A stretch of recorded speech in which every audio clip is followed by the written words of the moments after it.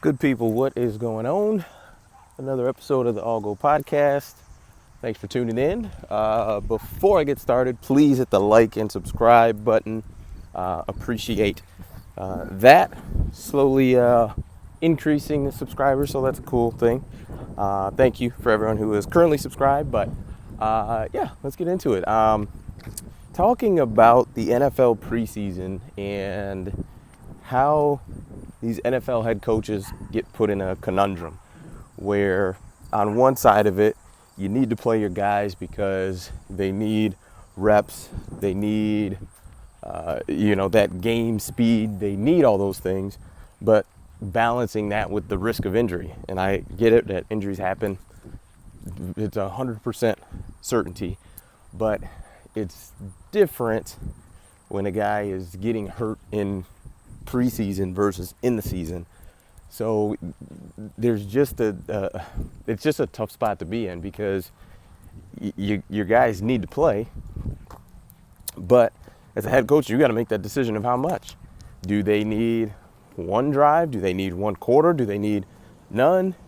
And it's a very difficult thing to pick on and decide on. I think if I were a coach, I have no idea what I would do, to be quite frank, but I would be one that errs on the side of guys are not going to play that much because I think the risk of injury, I think what you can get done now, especially with the joint practices. I mean, the Detroit Lions, I think, have 2 joint practices coming up this week with the Colts, if I'm not mistaken, or maybe that's the Panthers, but nonetheless, I think I would rather have the controlled environment of a joint practice. Obviously, guys can still get hurt there. I mean, the center from Tampa Bay, injured. Mekhi Becton is hurt.